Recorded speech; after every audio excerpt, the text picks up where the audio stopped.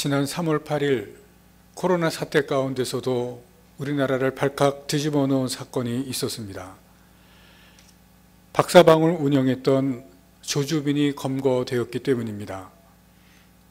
70여 명의 여성을 성착취했는데 그 가운데 미성년자들이 포함되어 있었습니다. 한 번 빠지면 나오지 못하게 했고 노예 취급을 했다고 합니다. 박사방에는 남자들이 회원으로 등록했습니다.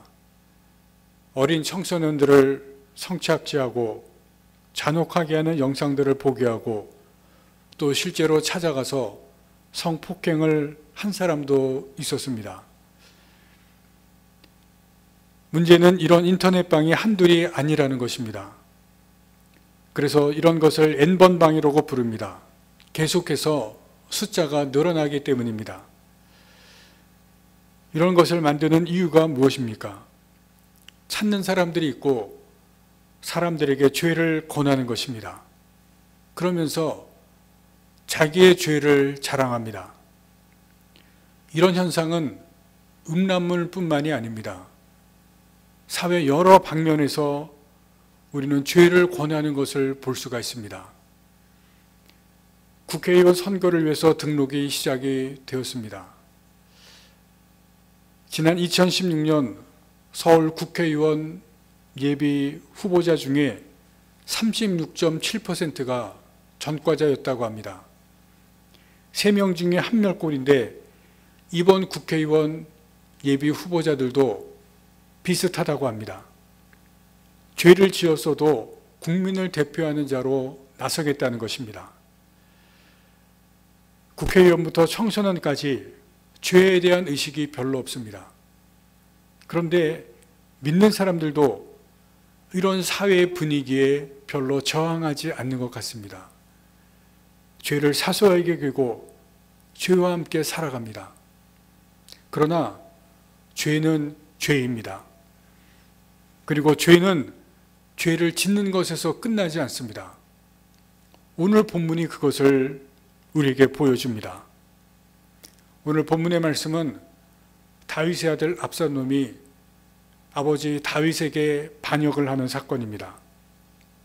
아버지를 몰아내고 자신이 왕이 됩니다. 다윗은 왕궁에서 쫓겨나서 도망을 가는 처량한 신세가 됩니다.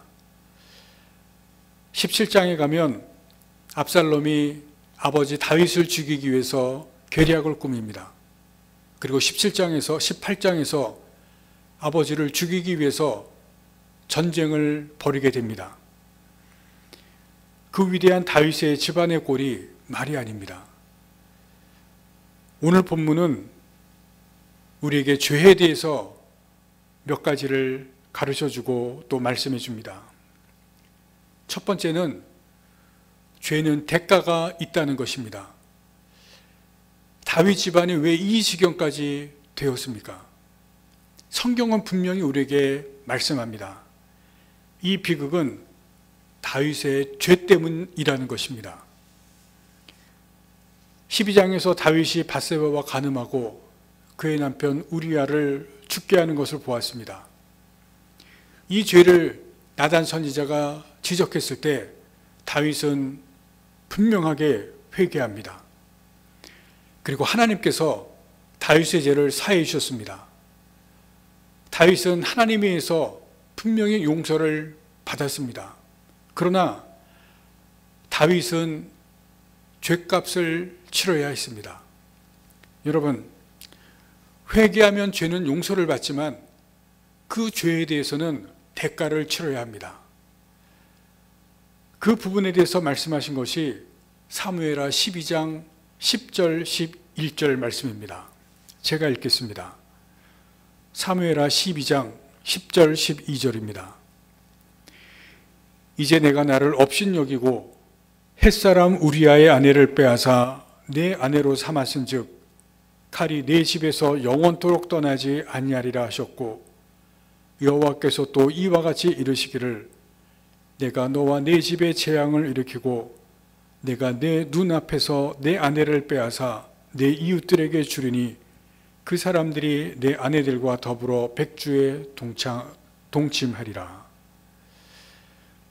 12장이 끝나자마자 바로 13장에서부터 나오는 내용은 지금 읽은 이 말씀이 그대로 이루어지는 것을 우리에게 보여줍니다. 10절 말씀에 칼이 내 집에서 영영이 떠나지 아니하리라 말씀했습니다. 13장에서 압살롬이 자기 친여동생을 성폭행한 이복형 암논을 죽입니다. 그때 암논을 죽일 때 어떻게 죽입니까? 칼로 죽입니다. 그리고 18장에 가면 압살롬이 아버지 다윗과 전쟁을 합니다. 그 전쟁에서 압살롬이 죽는데 칼로 죽임을 당합니다. 그리고 솔로몬이 왕이 되는 과정에서 자기의 이복형을 칼로 죽였습니다. 그의 집안에서 가족 안에 칼로 형제들을 죽이고 그리고 자식이 죽는 그러한 일이 일어납니다. 다윗이 죄를 지은 죄에 대한 대가입니다.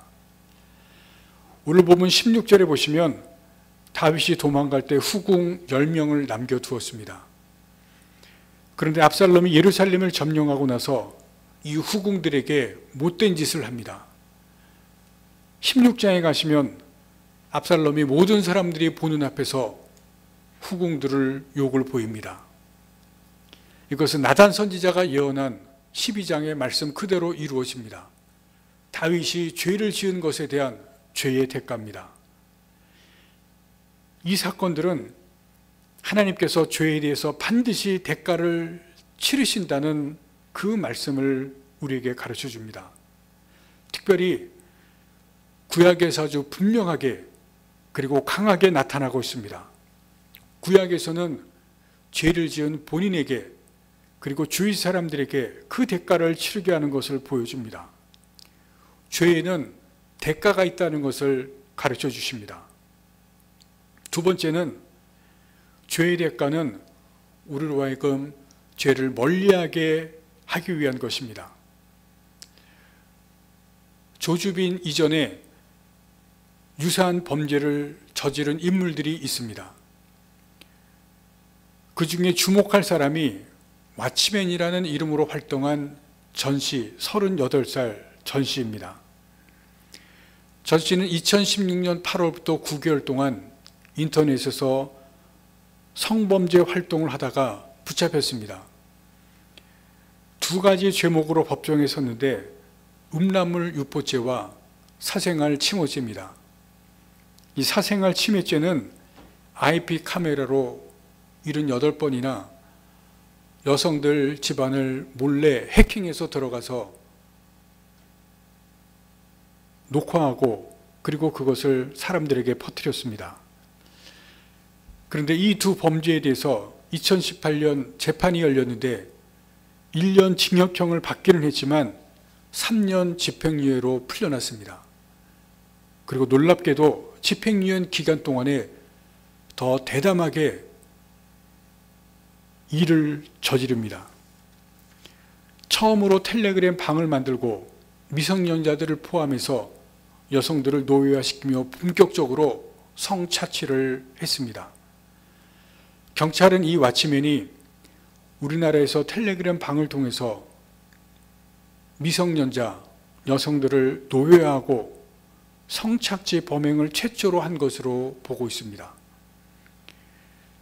N번방이라는 것을 시작할 수 있는 토대를 만들었다고 봅니다.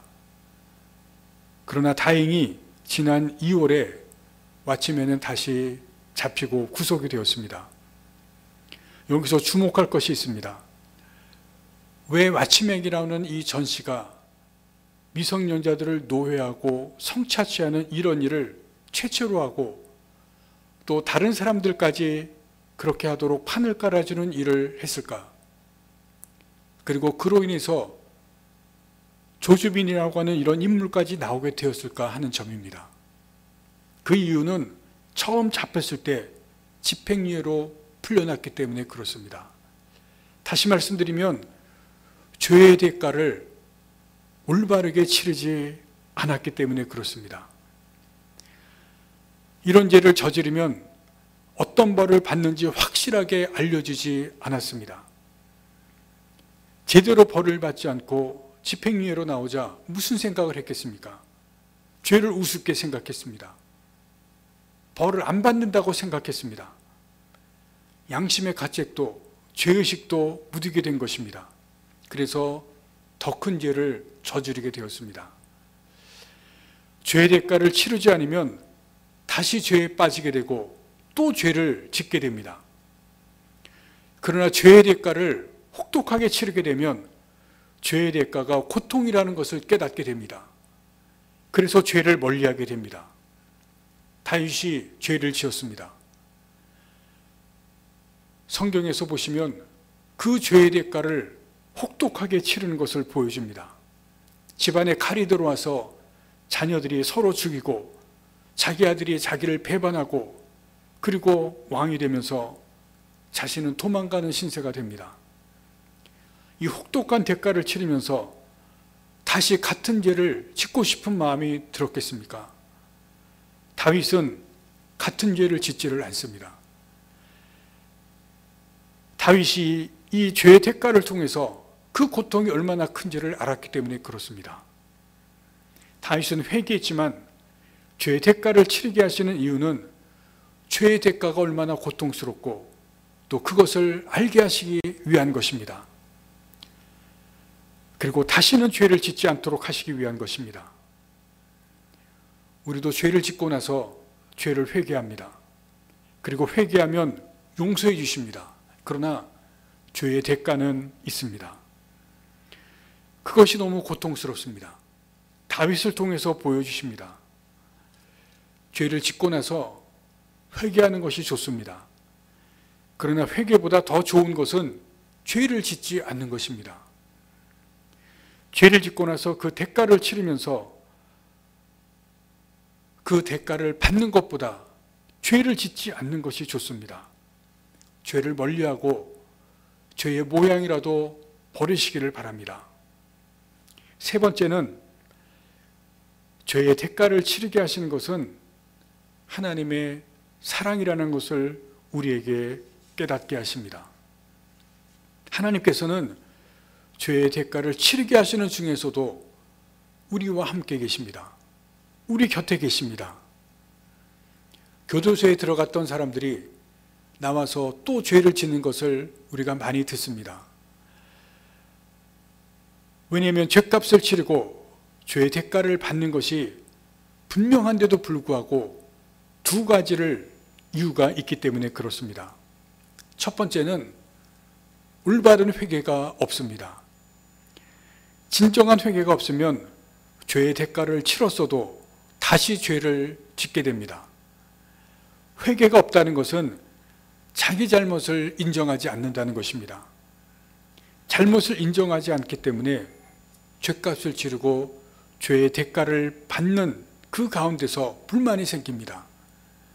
그래서 교도소에 나와서 또다시 죄를 짓습니다. 두 번째는 죄의 대가를 치르는 것을 보복이라고 생각하기 때문에 그렇습니다. 자신의 죄에 대해서 사회가 보복하고 법이 보복하고 사람들이 보복한다고 생각하면 나와서 또다시 죄를 짓습니다. 반복합니다. 그래서 죄의 대가를 치를 때에 그 대가의 성격이 아주 중요합니다. 내가 왜 이런 대가를 치르는가? 그 이유에 대해서 분명히 어떤 성격인지 어떤 이유인지를 알아야 됩니다. 하나님께서 우리에게 대가를 치르게 하시는 이유는 보복이 아니라 사랑입니다. 심판이 아니라 사랑입니다. 히브리서 12장 5절에서 6절에 이렇게 말씀하십니다. 내 아들아, 주의 징계하심을 경히 여기지 말며 그에게 꾸지람을 바를 때에 낙심하지 말라. 주께서 사랑하시는 자를 징계하시고 그가 받으시는 아들마다 채찍질 하심이라. 주님께서 징계하시는 것은 사랑하시는 자기 때문에 하신다고 말씀합니다. 받으시는 아들에게 징계하신다고 말씀합니다. 그리고 히브리서 12장 8절에는 징계가 없으면 사생자라고 말합니다. 친아들이 아니라고 말합니다. 하나님께서 다윗에게 죄의 대가를 치르게 하신 것은 다윗과 그의 집안에 대한 하나님의 사랑이 있었기 때문입니다. 하나님이 다윗을 버리셨다면 죄의 대가를 치르게 하지 않으셨을 것입니다. 징계도 없었고 그냥 내버려 두셨을 것입니다. 하나님의 가장 무서운 심판은 무관심입니다. 사랑하지 않기 때문에 세상에서 관심 없이 그냥 두는 것입니다. 가장 무서운 것입니다. 하나님께서 대가를 치르게 하시고 아프게 하시는 것은 하나님의 사랑이 있다는 증거입니다. 압살롬과 다윗을 보시면 큰 차이가 있습니다. 다윗은 죄에 대해서 회개했습니다. 그러나 압살롬은 회개하지 않습니다. 회개가 없습니다. 이복형을 살인했지만 회개하지 않습니다. 아버지를 배신하고 반역하고 왕이 되었는데 아무런 죄책감이 없습니다. 회개가 없다는 것입니다. 그렇게 하나님께서 압살롬은 내버려 두십니다. 그냥 두십니다. 마지막까지 회개 없는 죽음이 성경에 나온 것을 보여주십니다. 하나님의 무관심입니다. 무서운 하나님의 심판인 것을 보여주십니다. 그러나 회개한 다윗은 하나님께서 죄에 대한 대가를 치르게 하십니다. 이것이 고통스럽지만 그러나 하나님께서 다윗과 함께 하십니다. 그 죄에 대한 고통 가운데서 하나님께서 같이 하시는 것을 보여주십니다. 압살롬이 끝까지 아버지 다윗을 죽이려고 하지만 하나님께서 다윗을 보호하시고 지켜주십니다. 대대가를 치르게 하시는 가운데서도 같이 하시고 보호하시고 지켜주십니다. 다윗이 죄 지은 모습을 보면 우리와 같은 연약한 인간이고 우리와 같은 부족한 사람입니다. 그러나 회개가 있습니다. 그래서 고통 중에도 하나님께서 함께 하시는 것을 보여주십니다.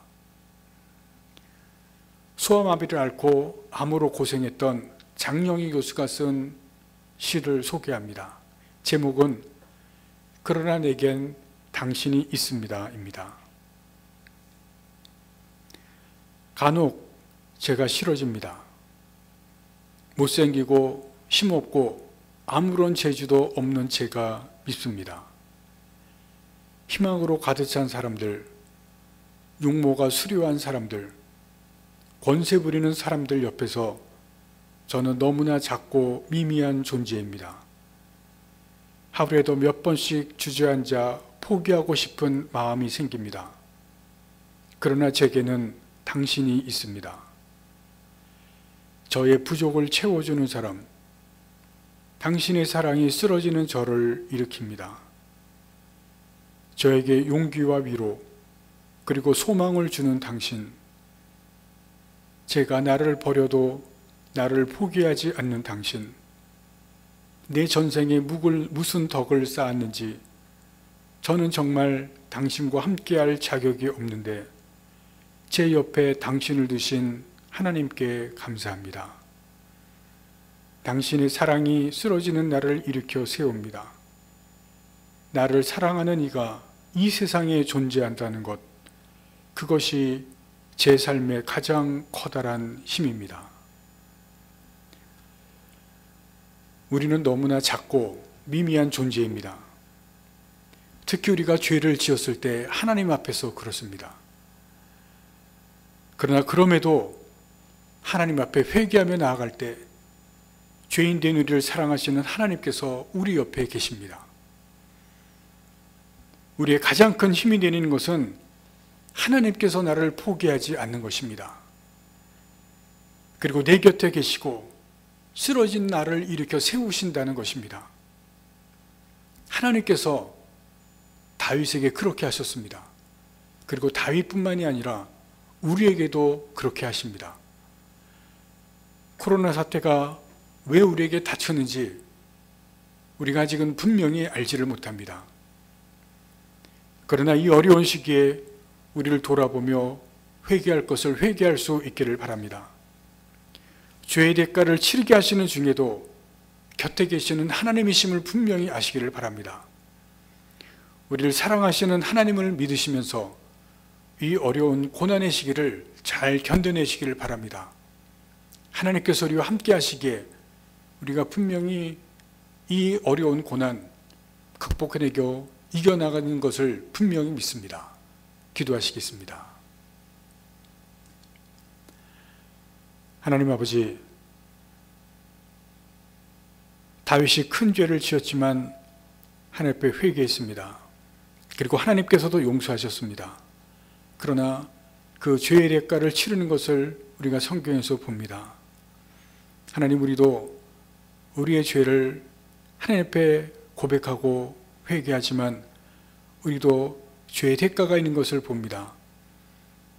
하나님, 우리가 어려운 시기를 지내고 지금 나라와 세계 가운데 큰 고통의 시기를 지내지만 하나님, 죄의 대가 가운데서도 하나님께서 함께 하신 것을 우리가 분명히 말씀을 통해서 깨닫게 하시고 함께 하시는 주님을 우리가 믿으며 이 고난 한가운데를 지나갈 수 있는 저희들이 되게 하여 주시옵소서.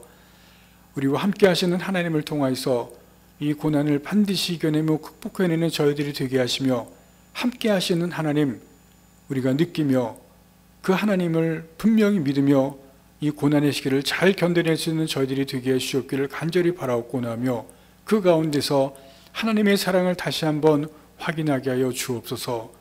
예수님의 이름으로 기도하옵나이다. 아멘.